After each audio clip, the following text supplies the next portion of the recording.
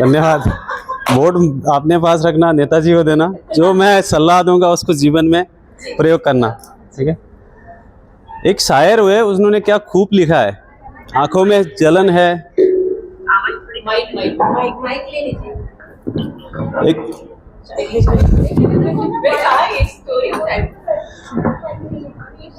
एक शायर हुए, उन्होंने बहुत क्या खूब लिखा है, आंखों में जलन सीने में तूफान सा क्यों है, आंखों में जलन सीने में तूफान सा क्यों है, इस शहर में हर कोई शख्स परेशान सा बीमार सा क्यों है। आंखों में जलन सीने में तूफान सा क्यों है, आंखों में जलन सीने में तूफान सा क्यों है, इस शहर में हर कोई शख्स परेशान सा बीमार सा क्यों है।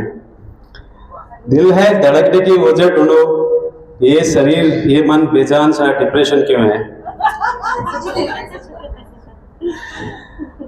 नमस्कार। नाम में क्या रखा है,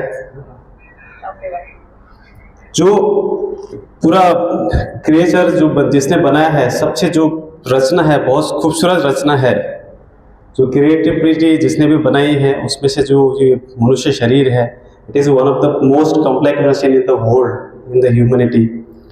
एवरी क्रिएचर, एवरी प्लानेट जो भी बनाया है बहुत विचित्र है, इसलिए बोलते हैं कि पिंडेर पिंडेर मतिर भिन्ना। कोई साइंटिस्ट इतने वैज्ञानिक आविष्कार इतने पीक लेवल पे पहुंच चुका है, लेकिन इस तरह का मशीन नहीं बना पाया वो लोग, क्योंकि आप देखते हो वही पिता का प्रिय है, वही माता की गर्भ है, वही धरती है, वही हवा है, वही पानी है, वही आकाश है, लेकिन हर कोई अलग अलग है। रोबोट बना सकते हैं, वैज्ञानिक लोग रोबोट बनाते हैं, लेकिन सेम चीजें होती है। हम देखते हैं हमारे भाई बहन सेम नहीं होते हैं, एक पेड़ दूसरा पेड़ जैसा नहीं होता है, इसी तरह से एक पशु दूसरा पशु जैसा नहीं होता है, एक पंछी दूसरा पंछी जैसा दिखता है लेकिन होता नहीं है, कंप्लीटली डिफरेंट होता है। और उसमें से जो हमारा मोस्ट कॉम्प्लेक्स मशीन है, उसको हमें नहीं पता कैसे यूज करना है। एक फिर से एक शायरी याद आ रही है।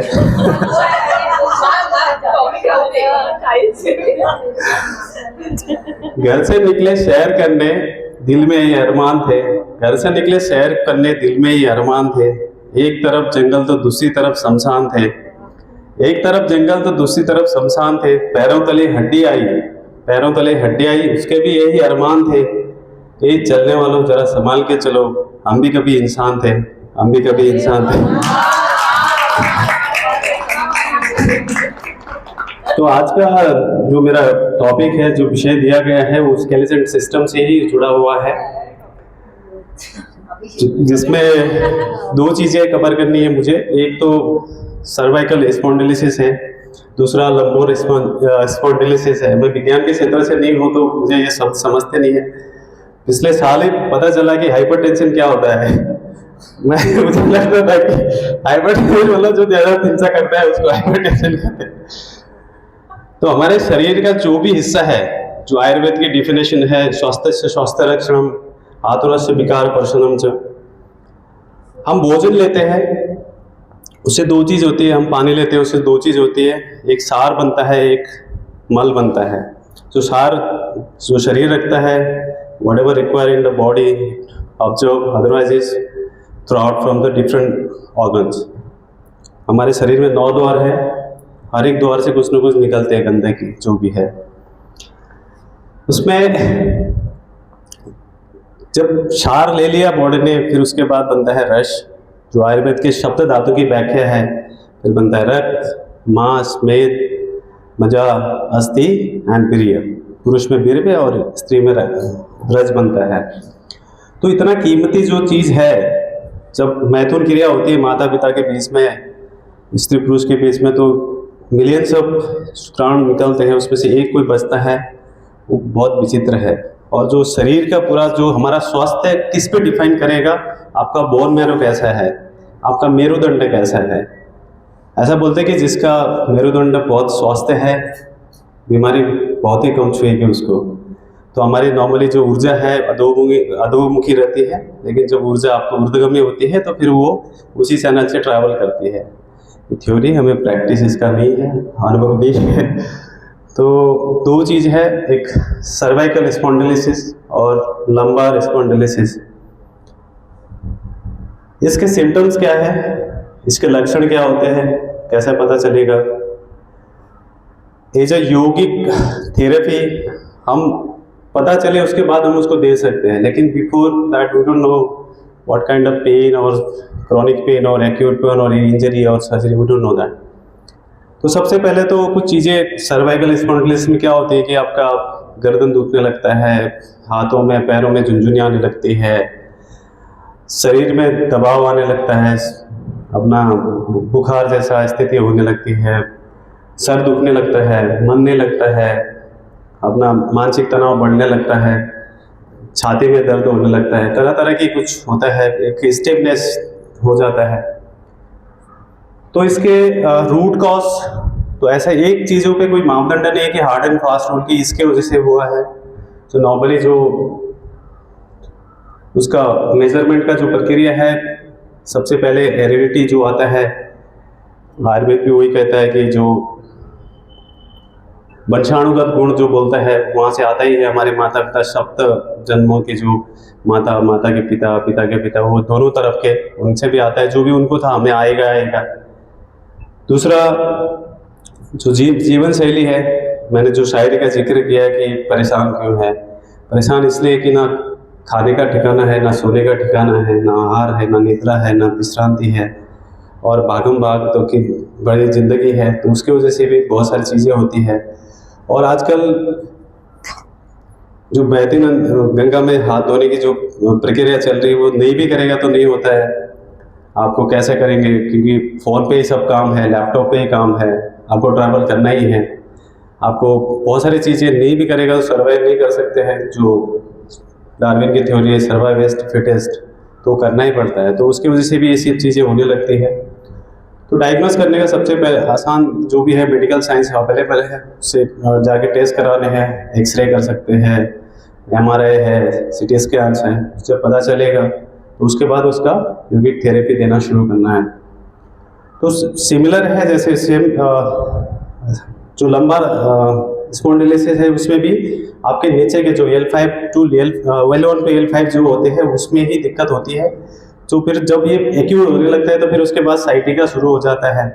तो और सर्वाइकल में आपके C1 टू C7 तक के ये गर्दन के आसपास के हिस्से ये दिक्कत करने लगता है, तो उससे मूवमेंट नहीं होता। आपने देखा होगा बहुत सारे लोगों की गले में पट्टी लगी रहती है आजकल, और कमर में भी बहुत लोग बांध के रखते हैं, क्योंकि बहुत दिक्कत हो जाती है।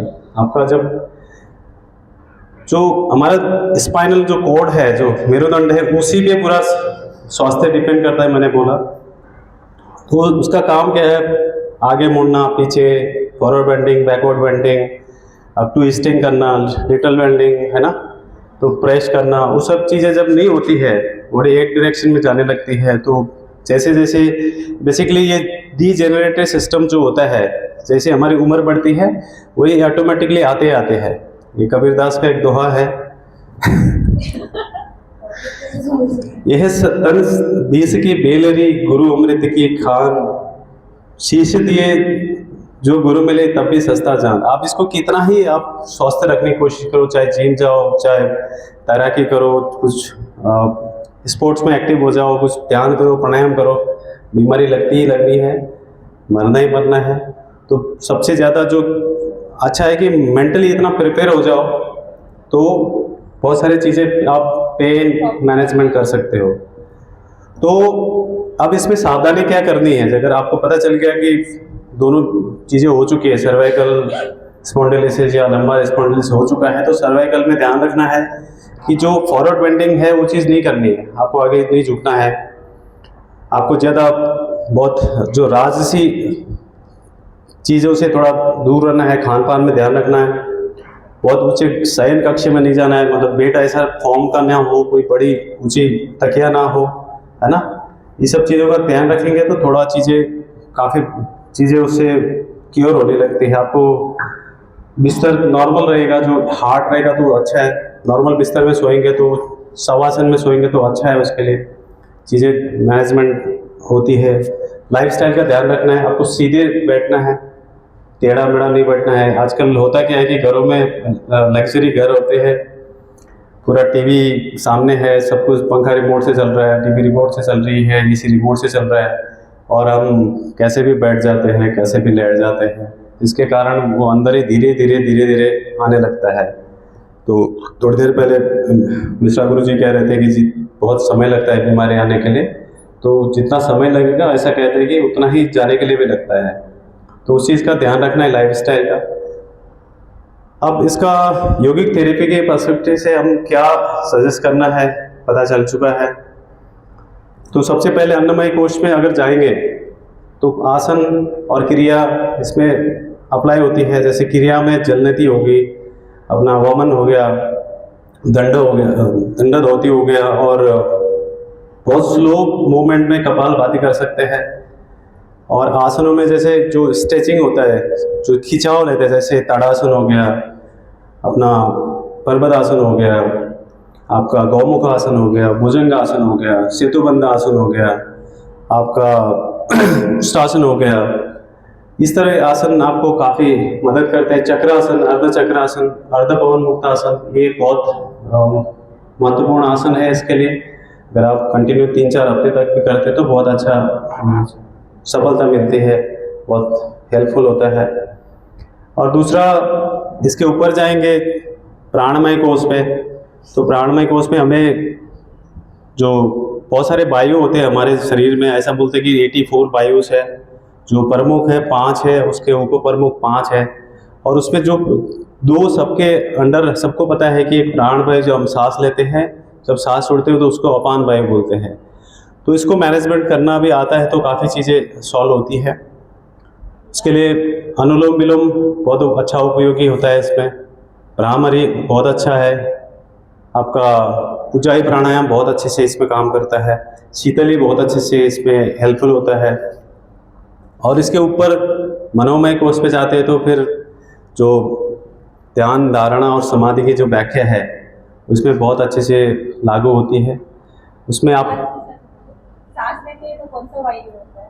प्राण वायु, जो ऊपर की तरफ जो सांस लेते हैं। हाँ जी, ऊपर की तरफ जो सांस लेते हैं। हाँ वो प्राण वायु,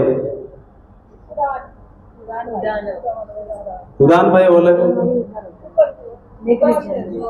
नहीं, जो आपने, मैंने दोनों सांसों की व्याख्या करी, सांस लिया हमने, वो प्राण ही हुआ, प्राण वायु। एक्चुअली ना ऐसा अगर हम कनेक्ट करते हैं आपने तो हम जो अपान बोला ना, अपान नीचे की तरफ होता है ना? अपान का एक्सक्रीशन है नीचे नीचे अपान का ये है एब्डोमिनल रीजन में समान है, उदान वायु यहाँ पे क्या? है, पूरा चेस्ट रीजन में प्राण वायु है। और एक्चुअली हम जो लेते हैं ना वो हम वायु महाभूत ले रहे हैं। पंच महाभूतों में से जो वायु महाभूत है ना वो अंदर जा रहा है, और अंदर जाने के बाद वो प्राण सिस्टम में प्राण में कन्वर्ट हो जाता है। हाँ, अंदर फिर वो प्राण और वो निकलता है, उसको कौन सा नाम कहते हैं? वो भी प्राण यही है। वायु महाभूत। नहीं मैम, लास्ट वाला जो निकलता है वो कुछ रहेगा, लास्ट में हाँ, निकलता है। एक्सेलरेशन। नहीं एक्सेलेशन के टाइम टाइम वो डेथ के टाइम में हाँ लास्ट वो धनंजय वायु है। लास्ट वाला नहीं लास्ट में उदान हमारे उदान है, body यहाँ में से से हाथ होता है ना, जब मरते हैं ना, डेथ होती है ना। धनंजय, हाँ, वो धनंजय। नहीं एक्चुअली उदान है ना, उदान उदान है। सबसे लास्ट में निकलता है, उसके साथ सटल बॉडी सेंस ऑर्गन सब उसके साथ जाते हैं। और ये जो ये है ना वो हमारी बॉडी का ये करता है। मैं कोश में जो धारणा, ध्यान और समाधि की जो व्याख्या है वो उसमें प्रैक्टिकली अप्लाई करना है। जैसे आप डिवोशन कर सकते हैं, आपको किसी भी श्रद्धा है गुरु पे या किसी नेचर पे, किसी स्क्रिप्चर पे, जो भी आपका जिस पे भी आस्था है, श्रद्धा है, उसमें भक्ति पे आपको डिवोल हो सकते हैं आप। उसके अलावा ध्यान, बहुत सारे टेक्निक्स है उसमें, जो भी आपको प्रैक्टिकली जिसको आपको पता है, जिसमें इजी है वो कर सकते हैं। उसके अलावा समाधि तो बहुत ऊंची अवस्था है, तो अगर आपको लग जाती है समाधि तो फिर उसमें बात बचता ही क्या है। तो स्टिल सहज समाधि तक जाने की कोशिश करेंगे तो बहुत हेल्प होगी। और होता क्या है कि जो शरीर में दिक्कत होती है तो मन पे आता है, और मन पे दिक्कत होती है तो शरीर पे आता है। तो सिर्फ शारीरिक कारणों से ही नहीं, मन के कारणों से भी ये सब बीमारी आती है, क्योंकि वो इमोशन हम दबा के रखते हैं, उसको चैनलाइज नहीं होता है, तो जिसके कारण ये सब समस्या उत्पन्न होती है। तो इसका एक ही जो योग का ओवरऑल कंसेप्ट है वो होलिस्टिक अप्रोच है। आपको बीमार में prevention is better than cure जो बोलते हैं, आपको सावधानी पहले से रखेंगे तो अच्छा है, बीमारी होने के बाद फिर क्या कर सकते हैं। तो उसके लिए फिर जैसे पेन मैनेजमेंट के पिल्स खाने पड़ेंगे, जो मेडिकल एस्पेक्ट से उसका ट्रीटमेंट करना है, तो फिर थेरेपी इस ऑप्शन है, या फिर लास्ट ऑप्शन फिर सर्जरी बचता है। तो इसके लिए आपको ध्यान रखना है अपने स्वास्थ्य का और दिनचर्या में फॉलो करना है, जो आहार विहार और निद्रा पे बहुत ध्यान रखेंगे तो उपयोगी होगा। उम्मीद करता हूँ कि ये आपको डेली लाइफ में प्रैक्टिकली अप्लाई करेंगे। Thank you so much.